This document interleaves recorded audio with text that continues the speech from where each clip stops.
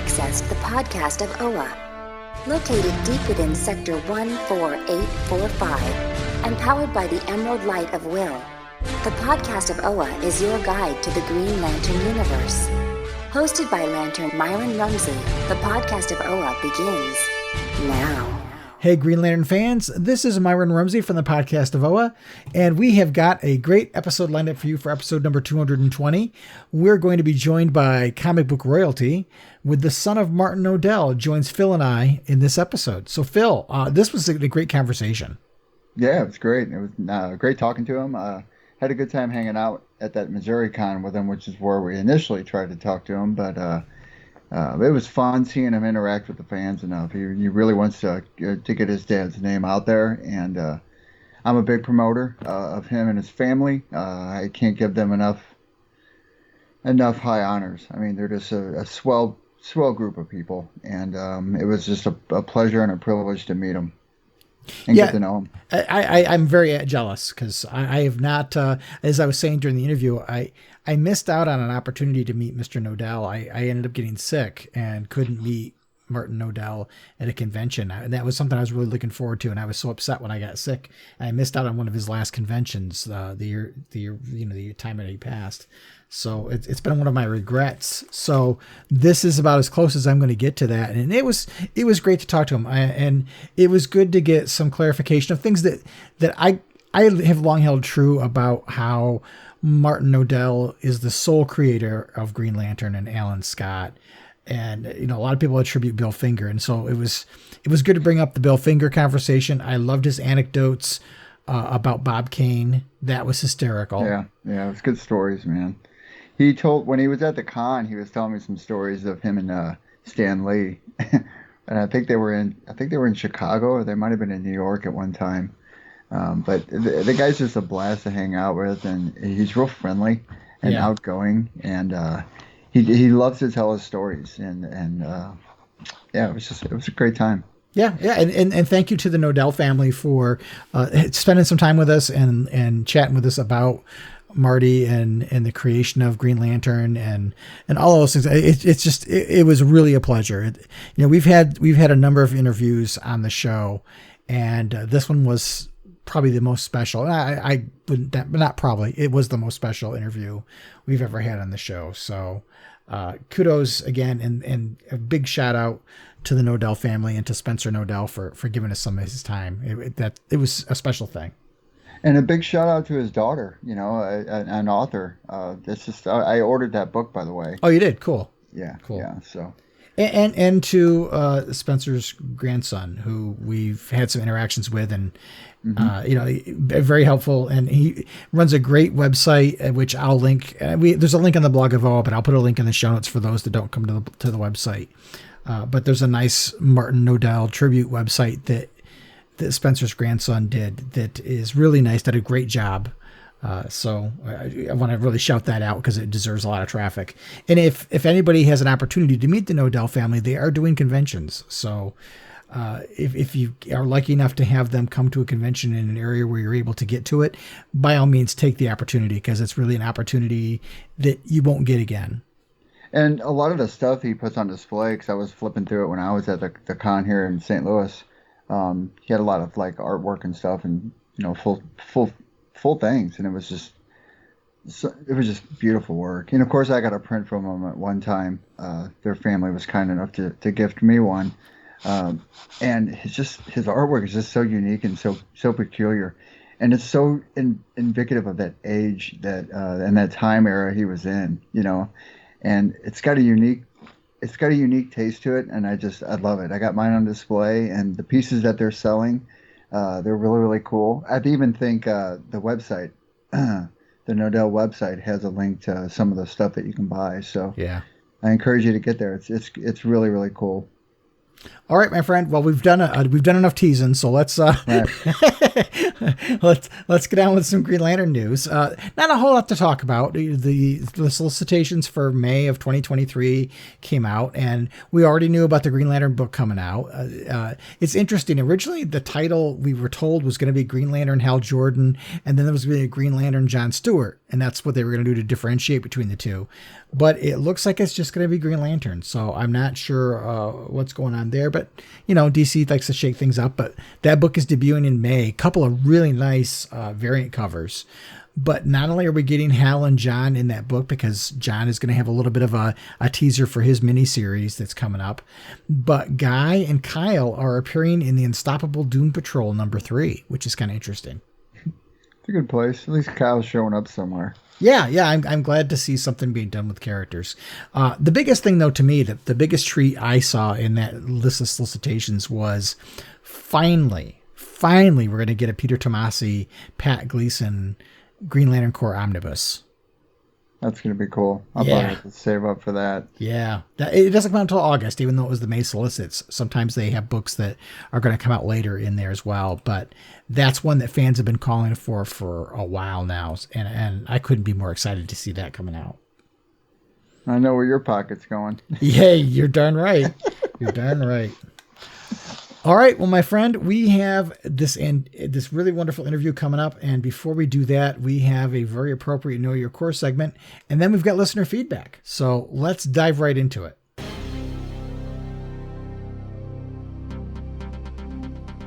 What up, dweebs? This is Guy Gardner. You're listening to the podcast of OA.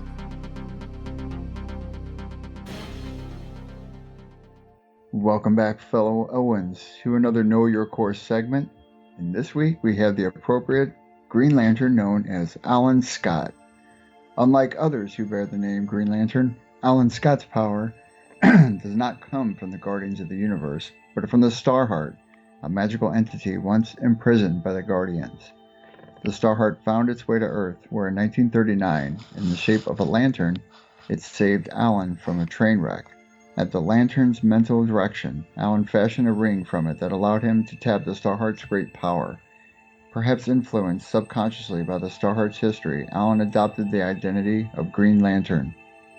Alan Scott left engineering and became employed in Apex Broadcasting Company as a way to get any news about criminal activities in first hand. There he knew Dolby Dickies, a cab driver who became his sidekick, and Irene Miller, his first love interest. Alan Scott's first appearance was All American Comics number 16 from July 1940. And the appearance of his death, unfortunately, was in Justice Society of America Volume 3, number 54, December 2011. And most attributable to Alan Scott is the created by Martin Nodell. And there you have it, fellow Owens. Another cool lantern, probably the beginning of all lanterns, Alan Scott. All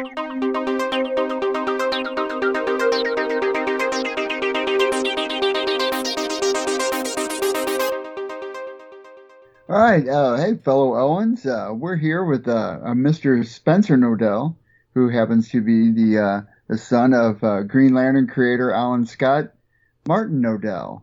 And it's a big honor to have him. I tried to get him on. He was here a week or so back at the Missouri Con here where I live in St. Louis, and I was going to do a live broadcast from there at the time when he had his table set up, but unfortunately I could not get my equipment working.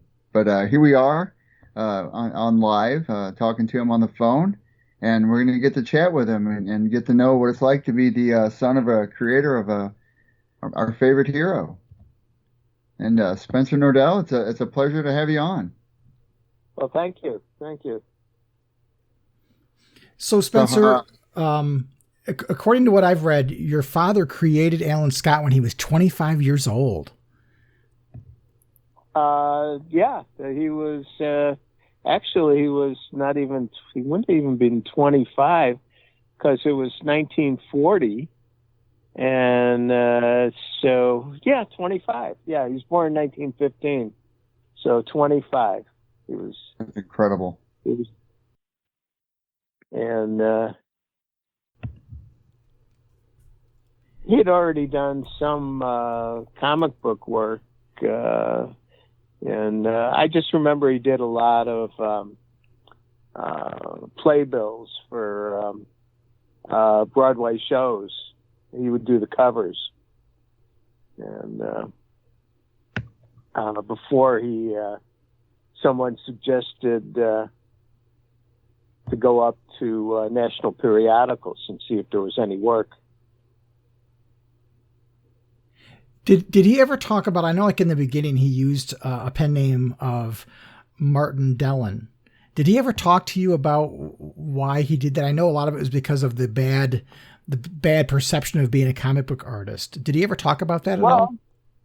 Yeah, used the name Mark Dellen, and which is just a play on his last name. And he did it because he wanted to go into advertising work, and it wouldn't have looked good if he had done comic book work. So he really didn't want to be known as being a comic book artist. I would assume that wanted to be in advertising. I would assume that the comic book world at that time was looked at in a different kind of lens as it's seen through in our current climate. Oh yeah, way different. I mean, now it's the spawn of multi-billion-dollar characters. Right. Then it was hand to mouth. It was not a big profit industry. And it's incredible what kind of industry that he grew up in at the time, especially given that there was no regulations for much besides content created. There wasn't much, they pretty much could create any content they wanted, right? Whatever the public would accept, and it was way different how comic books were sold. I mean, they were sold in grocery stores and in soda fountains and pharmacies, and there weren't comic book shops or anything like that.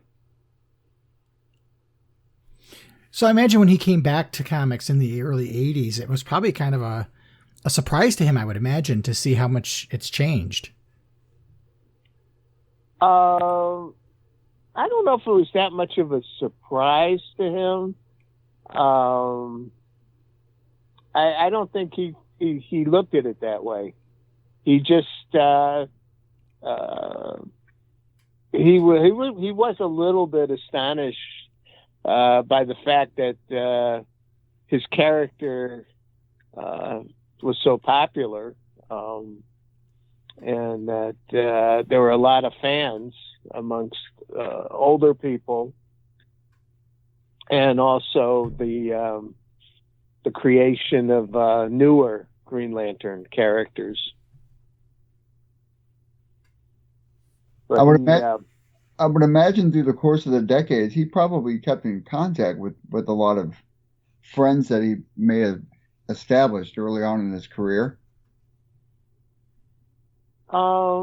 Well, just a few. He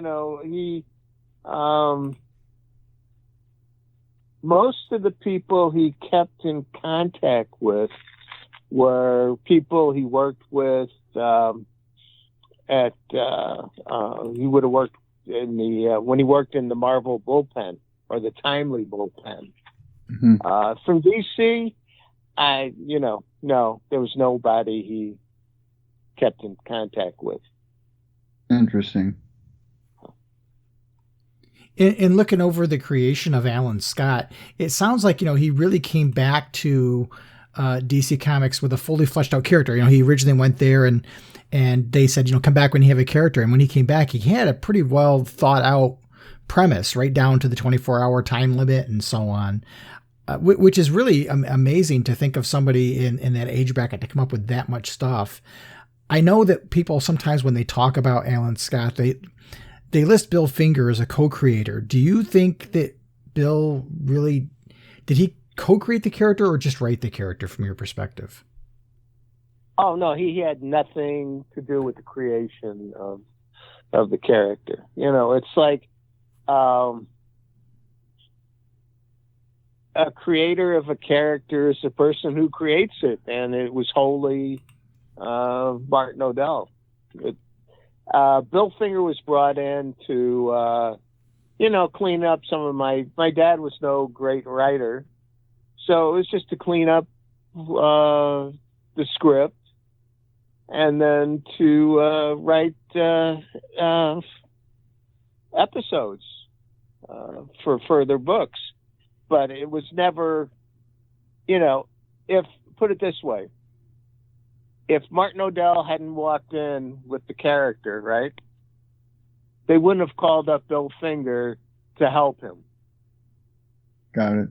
Right. So right. he was never, Bill Finger wouldn't have been known for Green Lantern if Martin Nodell didn't exist. Exactly. It's a completely different situation than when he helped Bob Kane co-create Batman, because Bob Kane actually asked for his input and he gave a lot of ideas and shaped Batman into what he became. Well,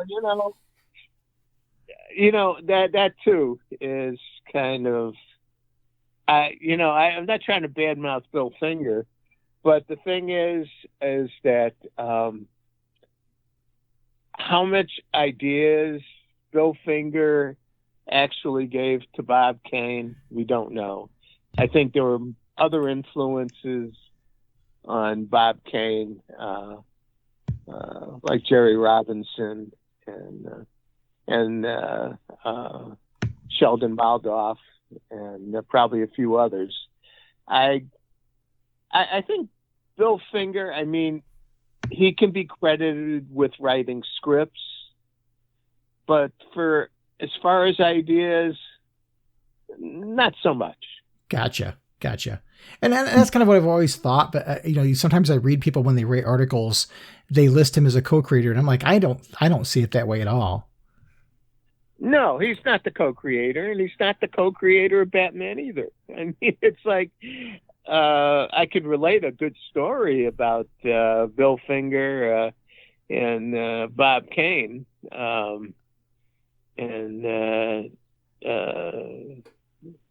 When my dad, Bill Finger, called my dad up and said, Marty, I want you to come with me up to the Bronx to see Bob Kane, creator of Batman. And my dad, he didn't want to go. He lived all the way in Brooklyn. And, the Bronx was, Bronx is a big trip on the subway. So my dad finally relented and said, okay, I'll meet you and we'll go up and see Bob Kane. And so they go to this apartment on the Grand Concourse. And he said the apartment was kind of dark. And they walk into the apartment. And I don't know if Bob Kane answered the door or somebody else answered it, but he said they walked down this hallway and there was Bob Kane sitting like at an easel, kind of doodling. And Bob Kane kind of looked down at Bill Finger as like a servant. He looked at him like, yeah. But Bill Finger says, I want to introduce you to Martin Nodell. He's the creator of the Green Lantern. And Bob Kane pretty much said, so what? Oh, jeez.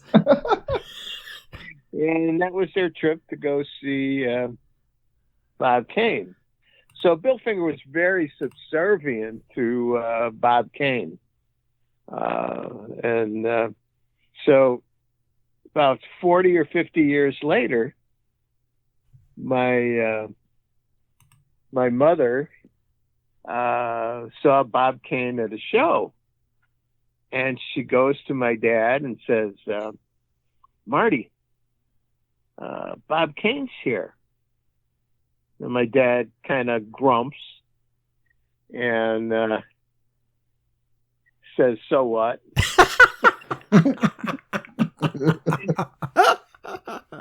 Oh, that's great. So my mom says, oh, why don't you say hello? You haven't seen him in 40, 50 years. And Bob Kane was kind of, I guess, hard of hearing. But anyway, he goes up to Bob Kane. And instead of a warm greeting, Bob Kane goes,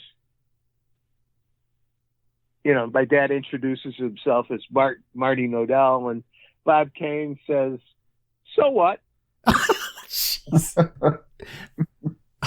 So that was Bob Kane for you, And so my dad gets back to my mom, and she says, see? He's the same as he always was.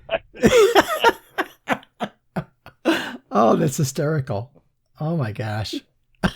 Now I know your dad also got to work with Alfred Bester. Did he ever talk about Alfred Bester at all? No, he never talked about Alfred Bester. Never. I don't even know how much of a relationship, or if he even actually knew him. Gotcha. I know Alfred Bester rewrote The Oath. But, yeah.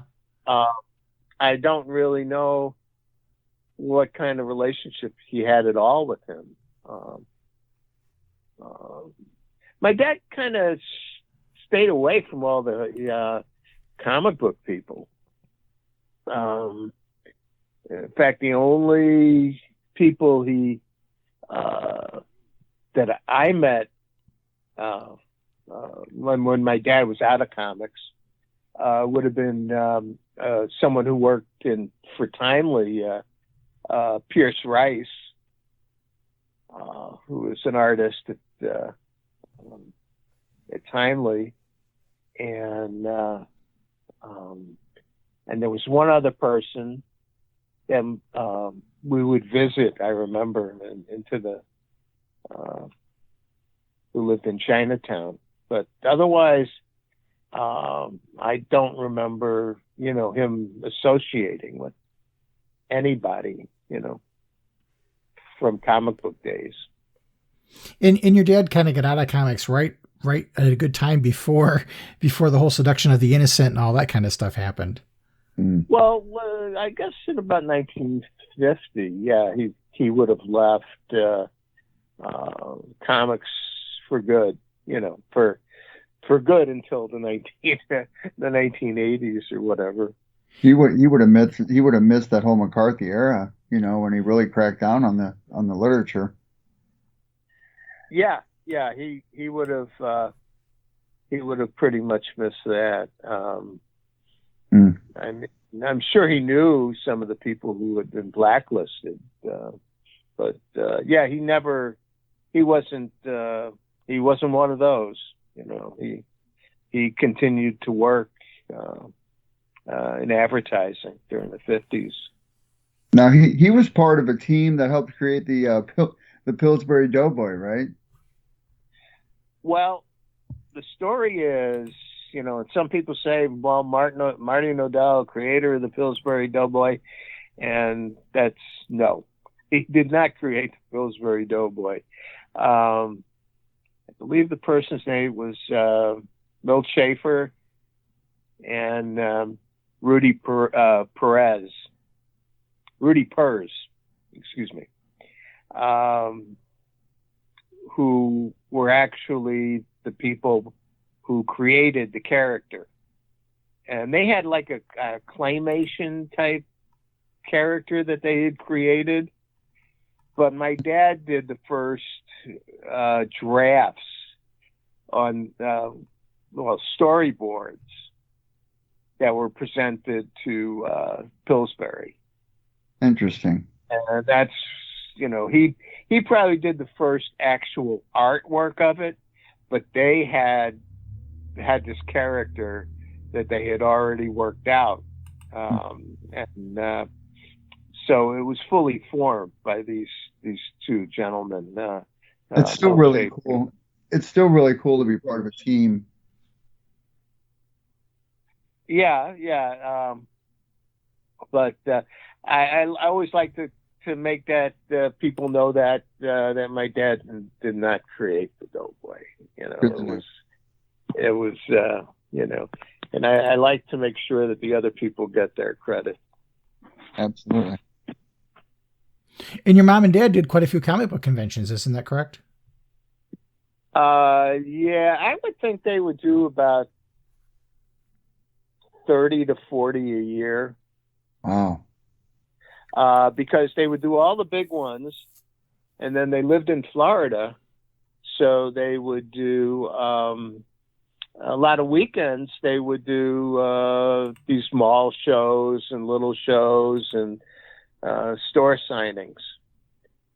So altogether, they were probably occupied for 40 weekends a year. Wow. Wow. Yeah.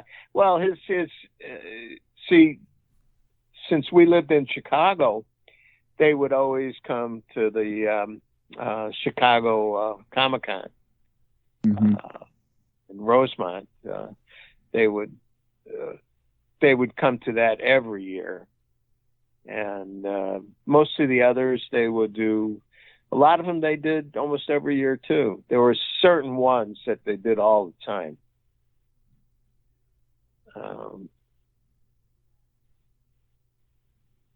But they would, yeah, they went to a lot of shows. That's incredible. Yeah, I was reading that the last one he did was the Baltimore Comic-Con, and I was actually going to go that year and got horribly sick and couldn't go. And I've been kicking myself ever since because it was my one chance to meet your dad. Well, the actual last show that he did was Motor City. Oh, was it? Really? Yeah. It was Motor City was the actual. We had gone, I believe, to Baltimore before that. That would have been in September. And the last show we did was in May, in May of 2006 in Motor City, in Novi, Michigan. Gotcha. Now, show. You and the family have done a lot to preserve Marty's legacy, and I link to your guys' website off of my site and try to promote it as often as I can. But can you talk a little bit about what you guys have been doing in terms of the website and doing some shows? Well, website I really know nothing about. It's all my. So there's one website that my grandson does.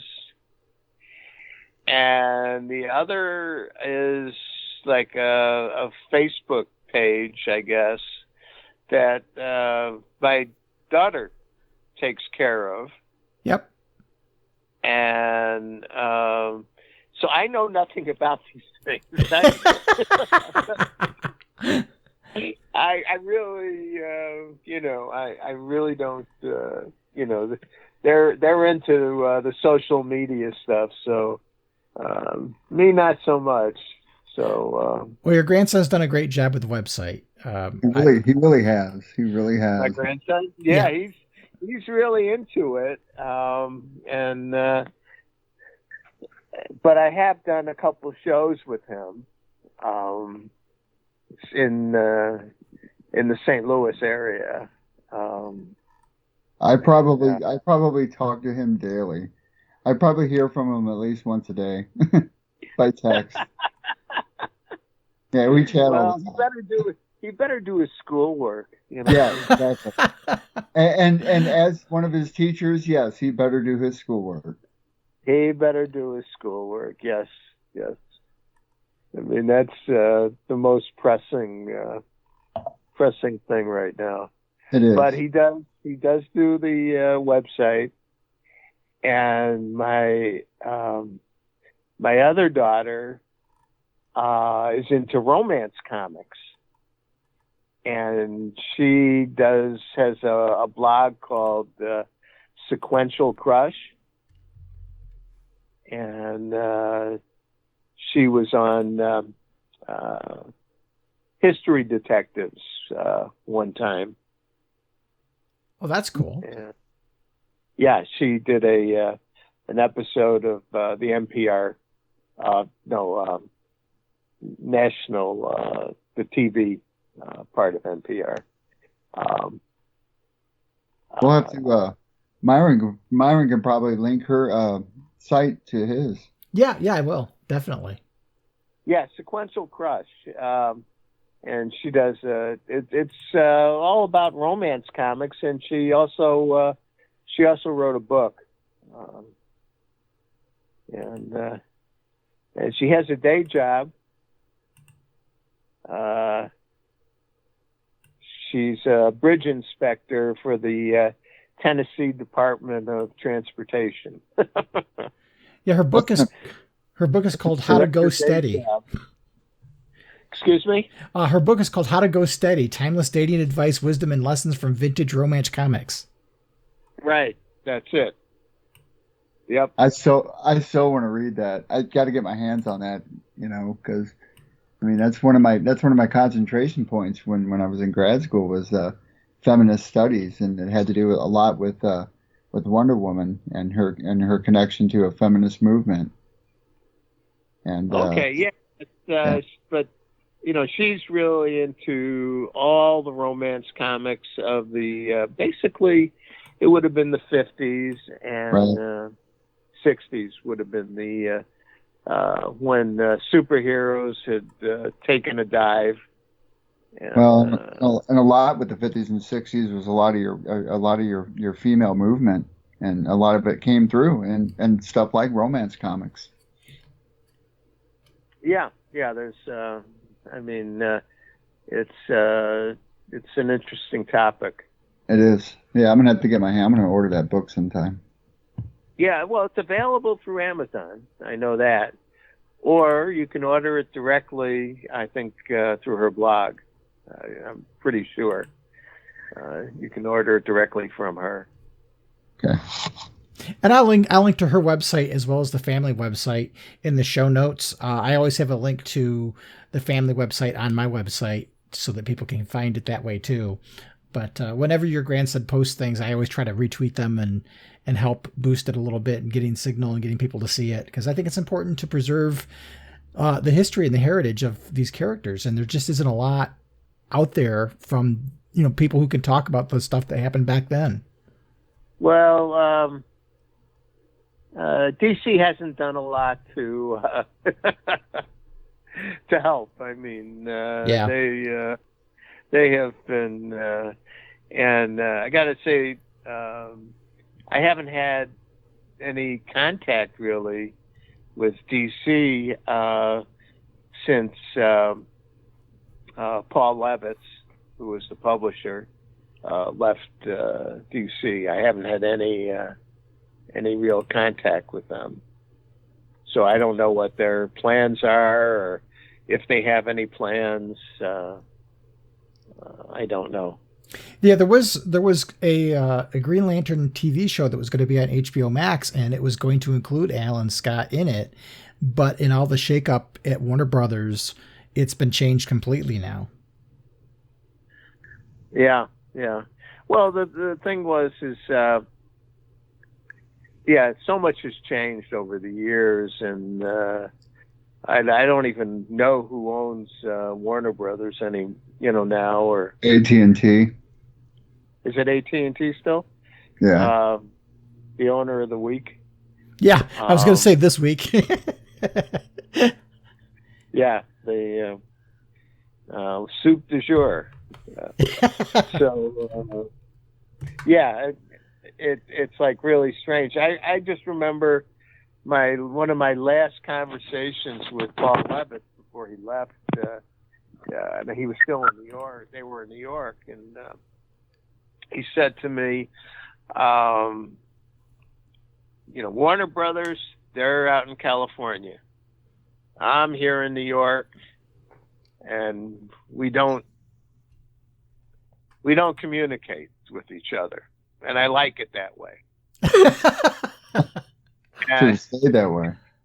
And soon thereafter, they moved to California. Warner Brothers got the message. Yeah. Because soon thereafter, they moved DC Comics to California. So, to LA. So, but he liked it that way. He was the, president and publisher of DC, and he enjoyed his independence. But finally, Warner Brothers, caught on to him. But, yeah, they lost a lot of people, a lot of good people. A lot of good people. Yeah, well, I mean, the marketing manager, Bob Wayne, was very helpful to my mom and dad. He was in charge of marketing for DC, and I guess eventually I don't know if they let him go or he retired or what he did. How does Mr. Nodell get any credits to his name in any of the media related to Green Lantern that you've seen, Myron? No, I don't see him get the bylines like you see whenever they use Batman or Wonder Woman. They always give credit to the creator, but they have not done that with Green Lantern, unfortunately. I wish they did. Okay. Well, with the Green Lantern movie, I guess we're happy he got no credit for it. But they'd like to ignore his very existence, and it's like they spent a lot of time when my dad was alive, even pumping up Bill Finger, and at that time it was they believed he had no heirs. So it was great. Pump up a guy who can't make any claims against us because he's dead and he's got no living relatives. Right. And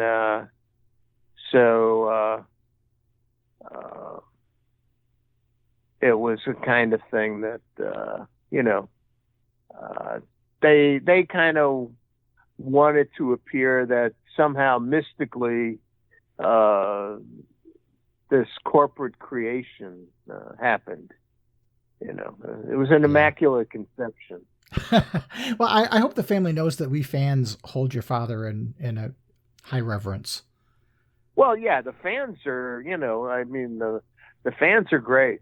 The fans are great, and they're, I still get, I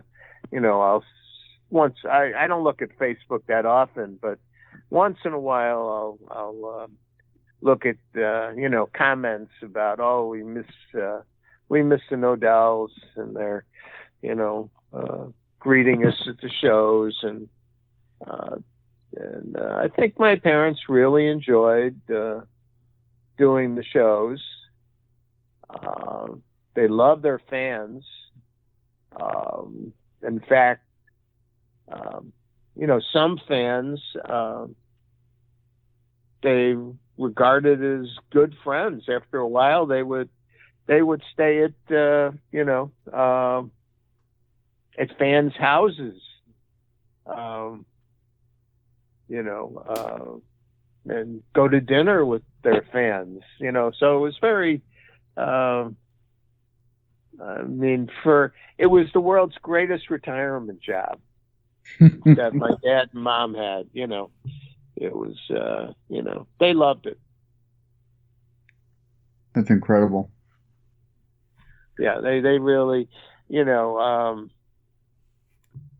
really got into it, and they really loved it, and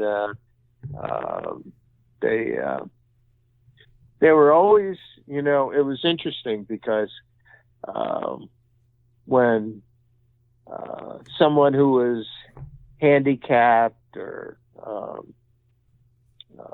was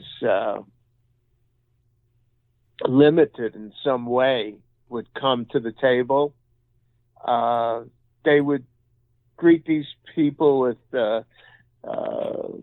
with a special graciousness. They were very graceful and very. They always went out of their way for people, for the fans, and the fans went out of their way for them. A lot of them. I wonder if you get enough generated narrative regarding Martin Nodell getting some recognition for the creation of the character. How long can it be ignored? I mean, you like you've said, you've gone out to conventions and stuff like that and done it yourself, and your grandson, builds this incredible website, to promote all the work that this man has done, and here you are sitting here talking to us and giving us your time, to tell his stories and stuff, and it's an honor to be here with you. I wonder if enough buzz gets generated that it won't get ignored at one time. Well, the thing is, with the way you never know with social media, things Right. things that you wouldn't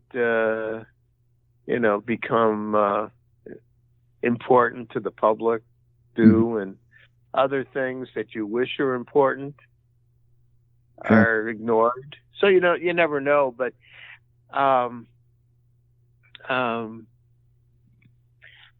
really don't know. I don't know if it'll with DC actively working the other way, DC kind of trying to obliterate his name for their own. I don't really completely understand their philosophy in that, but they have lifted up Bill Finger to a great extent and ignored my father. So I don't know, And think about how many other people this has been done to with a big company like DC. And you're talking, years ago, not to mention what's been done to a lot of creators and writers since then. It's really sad. Oh yeah. A lot of people. Some people are buried, and some people are deified. It's like, and I've heard a lot of people,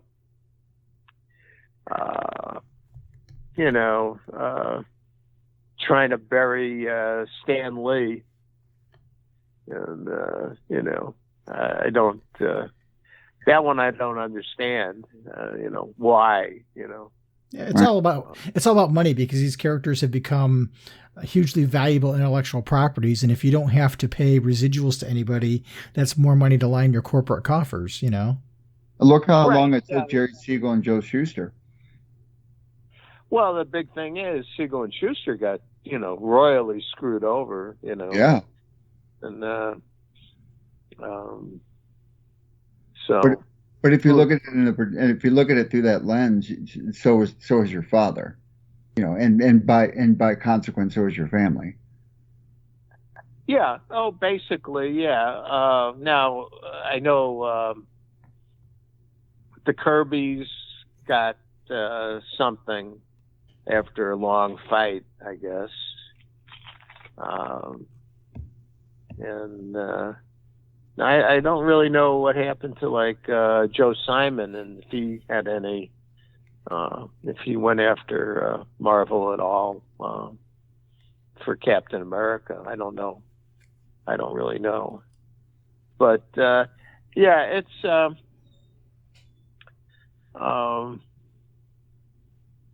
it's just the way life is. Corporations are gonna, they're going to take as much as they can. It's all about the money to them. I mean, me and Myron have many conversations about that. Yeah, it's feeding the stockholders. That's their main concern. They don't have a concern for the talent, and that's why you've got to admire people like Todd McFarlane. Yeah. who, set out on his own and made a success of everything. I think that's He why really got- you see so many creators today. They'll build their career in the big two comic book companies, and then they'll go and do things with creator-owned properties because then they own the IPs, and if anything comes out of it, they do get the credit they deserve. As well they Right. should, yeah. Well, they should get the credit, but that's a whole, that's probably a whole nother chapter for your You're right. show. You're right. For how many people have been screwed. And, it's like some people really didn't care, for instance, Harry Lampert. He was like co-creator of The Flash, and he was with Gardner Fox. He was the co-creator, and he really didn't care about The Flash at all. He had after comics, he went into advertising too, and he had his own advertising agency. He was very successful. And he became an authority on bridge, and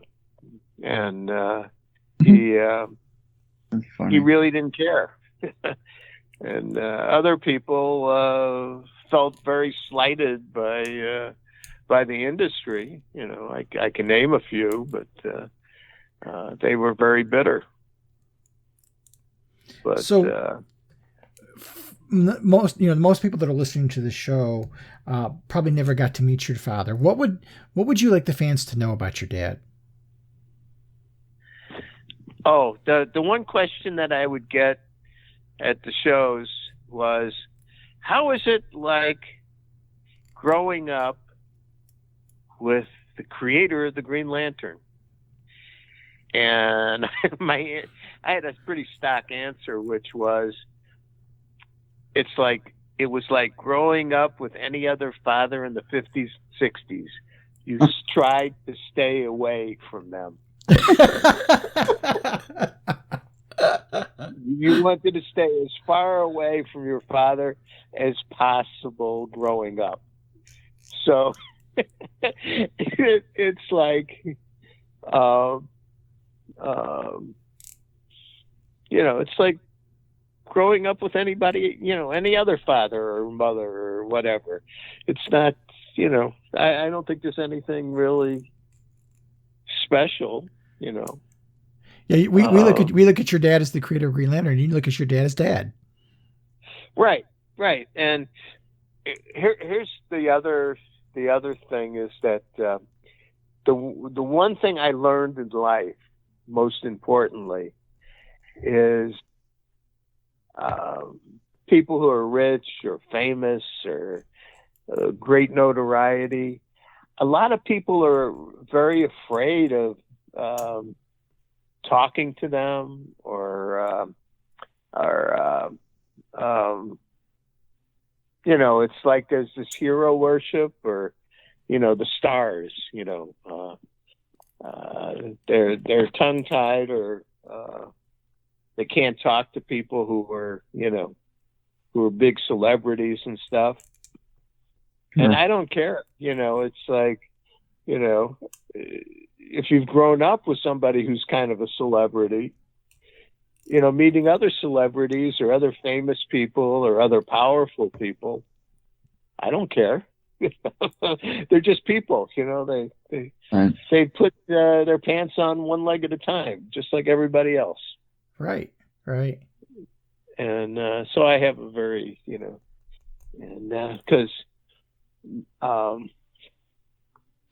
and actually, in my family, my father's uncle in his time was probably much more famous than my father. And so, it's a good heritage to have. I have two famous forebears. Right. Because wasn't he a mandolin player?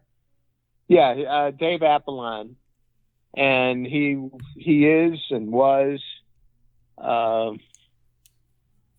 noted as the world's greatest mandolin player, and he traveled all over the world, and he was quite an interesting character. I remember when I was a kid, but yeah, he was very famous in his time. He was a vaudevillian. He did a lot of movie shorts that they would have before the main attraction, the movie theater. They would always have a short, and he did a lot of movie shorts. They were like 10 or 15-minute movies. Now all they have before the movies is commercials. That's right. The world has changed. That now it's just, before they wanted to entertain you. Now they want to, either stuff you with popcorn or something else, or sell you something, right? Sell you storm windows.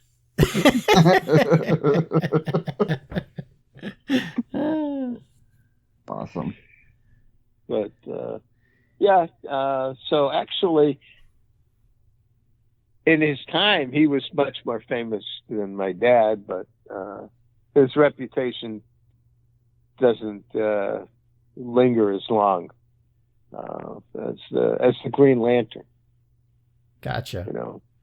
Gotcha. And there's been many like all the changes that they do with the Green Lantern character. It's so far from the original. And, I don't read the books or anything. Usually, I just hear what's going on, kind of from my grandson. Usually they change with the times, I guess. And Yeah, everything changes with the times, right? Yeah. Well, thank you so much, Spencer. We've really enjoyed having this conversation, and we're very honored that you were willing to come on and spend some time with us. Well, thank you. It's always a pleasure to talk to people who are interested in the Green Lantern, and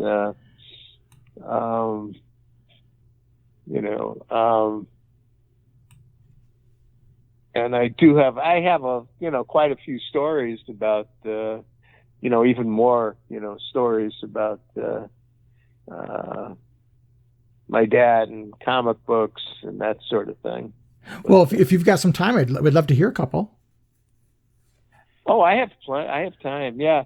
Well, one of my favorites is like when in 1947, which is the year I was born, and that was the last year he did Green Lantern, and he was looking for advertising jobs. So he had a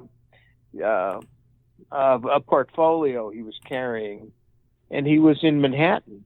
He was walking along the street, and he did know some of the comic book people, but he knew Stan Lee. And Stan stopped him in the street and said, "Marty, how you doing?"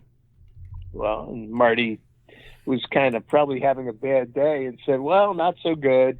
I've been looking for work in advertising." And Stan came up to him and said, "Why don't you come up to where, Timely, where I work, and I'll introduce you to my, whatever he is, his uncle or whatever, brother-in-law, Martin Goodman." And that's how he started working for Timely, which is the precursor to Marvel. And then, so he worked there for a couple of years, and then he went into advertising. But it wasn't until sometime in the 1990s, I think, or in the 80s. He met Stan again at a comic book show. I think it was a Chicago Comic Con. And they got along, just like they hadn't seen each other for 40 years, I guess, 30 or 40 years. And so one time we're at a show in Florida, and Stan was a guest, and my dad was a guest. And we went out to dinner with Stan and the promoter of the show. And so we're sitting and eating dinner, and a man and a woman walk up and say, can we have an autograph to Stan? And my dad was grousing about, we're eating dinner. Yes, no. And Stan says, sure, I'll give you an autograph. And my dad relented and gave him an autograph. And, so these people come back after they leave the table. Stan says, Marty, in Hollywood or in LA, no one knows who I am. I go to dinner at the big restaurants, and there's this star and that star, and no one wants my autograph in LA. This is great. If someone is here in Florida wants my autograph. He thought that was terrific. And but I always thought Stan was a good guy, and he was always to me he was always nice. It was always a pleasure to go to dinner with him or talk to him and stuff. He was a very upbeat person, and he will be missed by many. Sure. So it was, and then my dad he was in advertising in the 50s, and he worked for this company, Cunningham and Walsh, and they would do this thing, Man from Cunningham and Walsh, and they would send the art directors or the copy people out into the field, to meet with the consumers, right? So my dad went to a local supermarket and put on an apron, and he was going to work in the supermarket for a week. And so it was a neighborhood supermarket. And we lived in this 60-unit apartment building in Brooklyn. And all the neighbors, they came into the store and saw him working in the grocery, putting out fruits and vegetables and putting cans on the shelf. And all the neighbors were, talking about how Martin Nodell lost his job.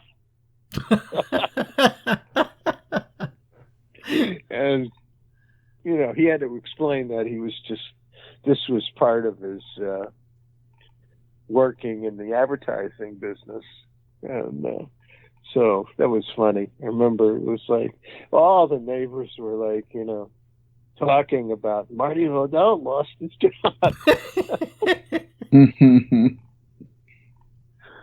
So, I mean, but, there were a lot of funny stories. That's really cool. I remember one show we went to, what's his name? Klinger, the guy from MASH. What's his name? The guy who played Klinger. Oh, Jamie Farr. Jamie Farr. We're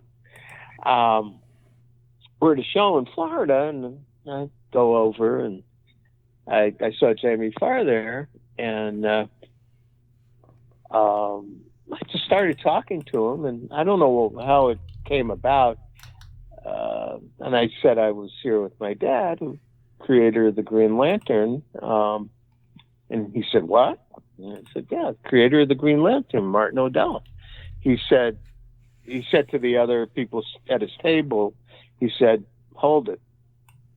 I've got to go over and see this gentleman." And he says, "Take me to him." And he runs over to my dad and gives him a hug. And he goes, "You are my youth." And I guess he read the comment, in the 40s, late 40s, he read the Green Lantern. Wow. Interesting. So it was really, he just ran over and gave my dad was startled. He gave him this, just grabbed him and hugged him. So, I guess the Green Lantern is a memorable character. Always will be. So, well, that's about all I've got for tonight. All right. Well, again, we thank you so much for your time. And, we have your father is held in very high regard, and we're just happy we could at least share a little bit of his history. Well, no, thank you for, the conversation. And, if you ever get a chance, maybe you can do something with my daughter, the romance comics person. Sounds good. Yeah, will do, Spencer. All right. Well, thank you. All right. Have a great night. You too. Take All right, care. goodbye. Bye-bye. This is Salak, Green Lantern of Sector 1418, and you are receiving the podcast of Oa. The podcast of All right, Phil, we've got some listener feedback to go over. So, Power Ring, why don't you go ahead and play the first message? Hello, Green Lanterns, Myron and Phil. The first message is from Lincoln, who is commenting on the Thorn Run. Transmitting in 3, 2, 1. Hello, Myron and Phil. This is Lincoln. On the last episode, you talked about what Jeff Thorne shared on the Comics Cube YouTube channel about what he had originally planned for the rest of the Earth Green Lanterns. You didn't recall what he had said about Joe Mullen and asked for a listener to fill you in, so that's what I'm doing. Thorne noted that he would not write the story, but he was going to set it up so that Hal and Joe would be the two Earth Green Lanterns. He thought their different backgrounds and personalities would create some fun friction. Unlike the both of you, I really enjoyed the Thorn Run, but I'm also a huge John Stewart and Green Lantern Mosaic fan. So despite our differences, I still enjoy the show and keep up the good work. Hey, Lincoln, thanks for the message. So, I'll go back to what I originally said. Everybody likes what they like. And at the same time, while I didn't, Thorne wasn't my taste, that's not to say he's not somebody else's. And props to you for enjoying it, and thanks for the heads up about Mullane. Yeah, absolutely. Thank you for filling the gaps in. I couldn't remember exactly what Thorne had said about what his plans were for Joe Mullen, but thanks for doing that. And I really do appreciate the voicemails because it makes my job a little bit easier. So thank you for that. And he brought up Mosaic too, didn't he? I think he was one of Yeah, he's a huge Mosaic fan, which Mosaic was really a good series. It was cool. It's a shame because of the writer that did it that we're probably never going to see that collected. Yeah, more than likely. But it was a good story arc. Yeah, it was interesting. It was really good. I did enjoy that. All right, Power Ring, why don't you go ahead and play the next message? The next message is from Matt, who is also commenting on the Thorn Run in episode 218. Transmitting message in 3, 2, 1. Hi Phil and Myron. Just wanted to thank you for the show and to let you know how much I enjoy it. I'm an American living in England and I listen to a lot of podcasts to keep us with what's going on with DC Comics, particularly your show and the Dr. DC podcast. I didn't like the Thorn run either, and in talking with other fans across the pond I think it's widely dismissed. I am rather excited to hear that Jeremy Adams is getting a run on the book. I've really enjoyed his Flash run and his work in animation. Also, I loved how you titled episode 218, as they'd say over here, how cheeky. Hey Matt, thanks for reaching out to us. I always love hearing from people that are in another country, even though you're a U.S. citizen, but you're living over in England. And I really appreciate you making us part of your fan experience. And the Doctor's DC podcast is a really good show. I listened to that one too myself, and I really enjoyed it. It's interesting, your experiences are different than obviously Lincoln's. I'm excited for Jeremy Adams as well. And thank you for catching the little the little joke about the episode title for episode 218.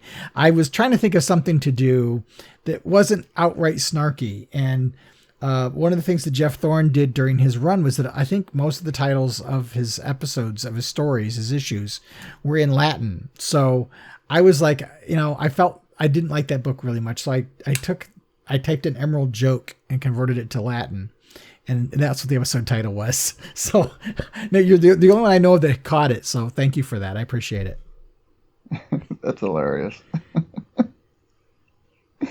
Oh man, and when I found out about it, I couldn't believe it because I didn't even know at first, and then I read this guy's comment. I'm like, wait a minute, what happened? And now that I think back, I think I remember the title scrolling, at the same time, and I didn't even think anything of it. I just thought, oh, that's odd. But mad props for a man over in UK picking that up. That's hilarious. I do try to when I do episode titles, I try to come up with something a little witty. Like the last episode when we talked about the DC movie plans, I titled the episode "Gun It." Mm-hmm, right. So I tried to come up with something, and I just wasn't sure at that point. And I was like, I'm going to do something kind of, wink, wink, nod, nod kind of thing. But thanks again for picking up on it. I appreciate it. But I do got to say, Matt, widely dismissed is probably the best word usage for the Thorn run. Mad props. All right, Power Ring, why don't you go ahead and give us the next one? The next comment is from Jack. Transmitting in 3, 2, 1. Did you hear about the new Green Arrow book? Hal is on the promo art for it.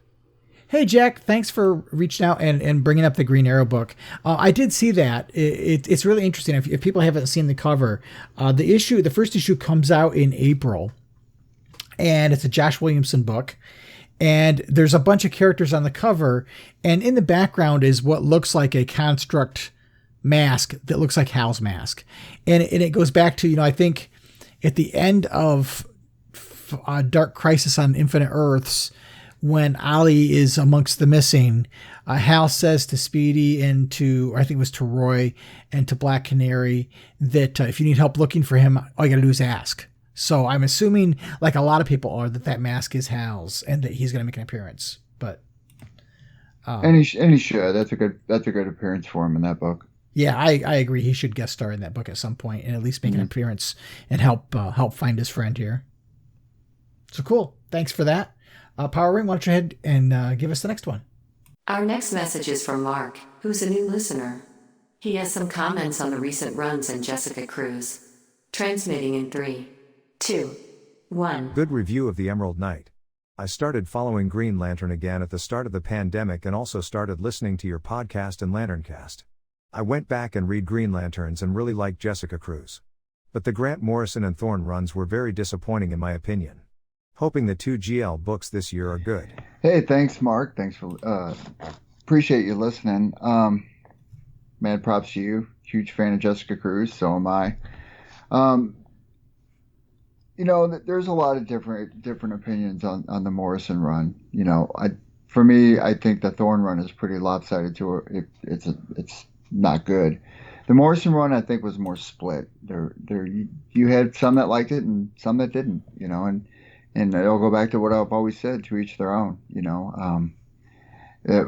But you can't beat the artwork in those books, though, and that's one thing that will always be remembered about that run. So Appreciate the kind words. Yeah, yeah, and thanks for making us part of your fan experience. And the Lantern Task is obviously a very good choice to be listening to as well. I think between Chad and Mark over in Lantern Cast and Phil and I over here, you kind of get a good broad spectrum of ideas and thoughts and opinions. So kudos. And a lot of people were disappointed in the Morrison's run. And, if you go back, if you read any of what he said on Substack, you can see why the first season was stronger than the second season, because DC kept changing their minds as to what they wanted and how long they wanted him to go. And, not trying to make excuses, but I think it really did have an impact on the story he was writing. And like anything with Grant Morrison, you never know what you're going to get. It certainly was out there a bit, and it had a lot of fun things, though. I enjoyed it, certainly more than the Thorn run, but I don't think it was the greatest run ever either. But No. but again, you really can't beat that Liam Sharp artwork. That was really spectacular stuff. Yep. All right, Power Ring, why don't you go ahead and give us our last message? The last message is from Ken. He has some general comments on the recent Green Lantern one-shot. Transmitting in 3, 2, 1. Hi Myron and Phil. I hope you had a happy holiday and a great new year. Thank you for answering my email in the last video. It's always fun to hear your feedback. I wish you had mentioned my comment on your Facebook post about the Emerald Knight issue, so I'm including it here. You made a lot of great points, but I wanted to include some of my own. Either way, Tamaki didn't write the Future State issues. She wrote the Jess story in the 80th anniversary special, which honestly almost broke the character for me, so I'm not super excited for her series. Seeing Jess go into a situation throwing a massive knife construct into a random villain is unheroic, overly violent, and beneath the abilities of a lantern, especially as experienced as her. After going through what she did in JL Odyssey, it's a rookie move that should have gotten her kicked out of the Corps. That kind of brutality is better served for massive villains like Mongol and the Anti-Monitor. At least when Kyle electrocuted Major Force, he had a good reason. With Emerald Knight, man, what a horrible issue. Honestly, taking 2 years for John to defeat a villain he beat on his first day of Ascension is just insulting to John as a character. He's not that dumb. Thinking back on the whole series, I will not call this garbage a run. Thorne has a poor grasp of John's personality and style. He's a leader and an ex-Marine. He doesn't run blindly into situations or carry cumbersome swords around. His punching a random new god, who happens to be a young Darkseid, with nothing but the jumpsuit on his back, is not John Stewart. That's something Guy would do, maybe Hal, but John? No. He wouldn't return to the dark sectors without a cavalry, especially after rebuilding the Corps. He wasted 2 years of everyone's lives in the dark sector, and everyone who died during that time is John's fault. It's also funny that the main villain for this series was nostalgia, while Thorne's whole goal was to address 40-year-old, out-of-print plot lines while ignoring and dumping on the content created since then. It's already abundantly clear Thorne hates the Green Lanterns as a concept, but I genuinely think he hates John most of all. Obviously, I'm over-exaggerating, but seriously, how can you write one of your favorite characters so horribly that people might actually hate them because of you? While I've always felt he was an overrated character, John's history with Katma Tui, Xanshi, the Mosaic World, the Darkstars, the other Human Lanterns, being the leader of the Corps, and the New 52 storylines made him a great character, but not a great superhero. No villains combined with a nice but pretty lackluster costume that has nothing really special or iconic to define him. Hal has his gloves, Kyle his mask and symbol, Guy his jacket, etc. Makes him a mediocre superhero to me, but 2022 really ruined him in my opinion. While Thorne was off destroying John and the Green Lantern Corps during his series, John was a Lex Luthor-level narcissist in Dark Crisis, calling Sector 2814 after himself and blinding and vilifying his closest friends. In the GL Legacy and Alliancia books, John is a reckless, irresponsible mentor letting other Lanterns train Tai Fom and literally watches millions of people in mortal danger while Tai saves them by himself, twice. John was also a hollow, boring character in the Beware My Power movie, which spits on John's 50 years of comic book history by switching his origin for Kyle's and Hal's and only focusing on his character from the cow. By the way, honestly, did the Justice League show ruin John? As much as I want other Lanterns to get the spotlight again, I don't feel comfortable leaving them with the idiots who ruined John Stewart. Sorry for the negative email, but I wanted to share my thoughts with you. As a thank you, I did want to ask a fun multiverse-related question for you. If you had to form a team of all the main Human Lanterns, but they had to be from different universes/Earths, who would you choose? For story purposes, I wouldn't mind seeing our Hal meeting Justice Lords John, Earth 16 Kyle, Superhero Girls Jess, Earth 3 Simon, Kingdom Come Jade, and New 52 Earth 2 Alan. I would reveal that Hippie Lantern is a version of Guy and have him join the team too. Hey, Ken, let's talk. You got a lot of words, and when you do, you say them great. I guess we can all agree on one thing, that I think this podcast is leaning towards the fact that the Thorn run was a complete waste of everybody's time. So we'll just go ahead and leave it at that. That being said, I agree with a lot of your points on a lot of it. And, and I think Myron and I have talking over the past year about that run. I look back on it and I always think to myself, man, it was kind of rough. You got to understand, everybody likes a writer, and everybody has their this guy's okay, or hey, I like this one, or I kind of like this one. I mean, everybody has a wider range of what they do when it comes to writing a certain character. And when you have a beloved character, and some people have a more of a passionate love with the character than others. You kind of imagine that person in a certain way, or that character in that certain light. And some writers have the ability to capture it just right, and some fail, and some just don't have any business writing that character at all. And, and unfortunately, I'm not going to be one of those guys that's going to go on the gravy train that said it was amazing and said, this is amazing because of this, or this is amazing because of that. If I don't like it for a certain reason, much like you and how you voice your opinion and what you wrote in, I'll say what I need to say. It's no disservice to the man. I don't have any, it's nothing personal. I just didn't like your work. I don't think you get it. I don't think you got Jon Stewart at all. I still don't think you will, or ever. And I think that baton needs to be passed on to somebody who does get that character and do it a service for that community, because I know that fan base is huge. And he deserves to be in a spotlight at this point, especially where we are in our social climate. And I think he deserves to be in the limelight more than some other characters. And I hope he's done right in the future. But I appreciate everything you said, Ken, and hope all is well. Well, I'll echo a lot of that, and I want to point out to Ken and thank him for correcting me on Tamaki. For some reason, I got the future state story with Jessica and the Jessica story in the 80th anniversary special crisscrossed in my head. So thanks for correcting me on that and pointing out what the story was. I don't want to go much further into the Thorn thing, but because I think we've kind of beat that horse. Mm-hmm. We're done. Pretty bad. Actually, I'll make a caveat. We're not going to mention Thorn moving forward. After I finish this next thing. Right. One thing that it was interesting to read some comments that he's written over on the CBR forums. He made a comment on the Jon Stewart forum about his plans for the characters. And he talked about how he ultimately wanted to make Jon something other than a Green Lantern, because he realizes that Jon will never be, in the eyes of the public, the main Green Lantern, because Hal's there. And DC's, there's too much money to be made off of Hal. DC's not going to get rid of Hal again. They kind of learn their lesson. But they, if they want, he basically was saying, I want Jon Stewart to stand out. So my long-term goal would have been for him to be something other than a Green Lantern, because then he wouldn't have been playing backseat to a more popular character. But that being said, so having him transcend, well, I guess you can call it transcend the Green Lantern community and enter it's just what it's basically to me, just another Ion.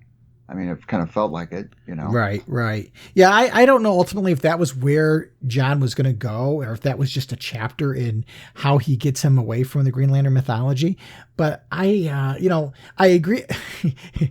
Are you sitting down? I agree with him in a point that Jon is never going to not be in Hal's shadow. That's right. A problem. And that's not sad. That's just no. That's just the way it's rolling. Yeah, right it's just fact. Unless you move Hal off the table, he's always going to be what DC goes back to, because he's the one whose shoulders the franchise was built on.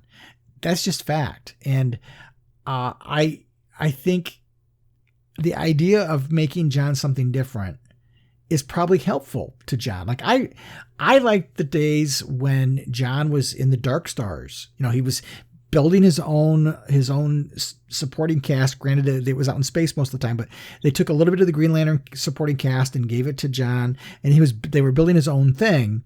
And that was after Emerald Twilight, and they were looking for things to do with John.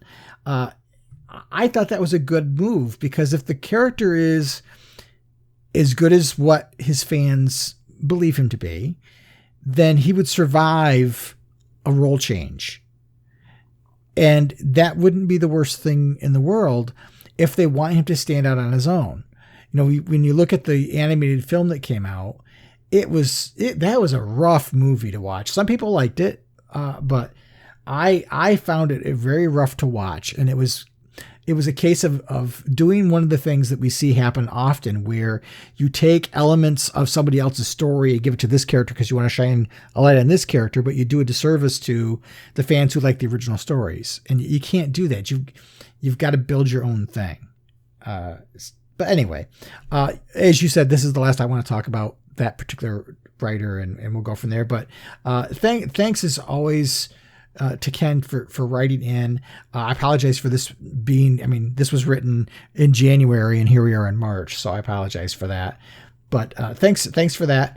And for folks that want to participate in the show and either send us a voicemail or send us some kind of feedback, Power Ring, why don't you go ahead and tell people how they can be part of our show? You can become a part of the show by leaving a message up to 1 minute long on our voicemail line. Call us at 406-POD-OA. That's 406-763-6362. You can also email us at podcast@blogofoa.com. We'd love to hear from you.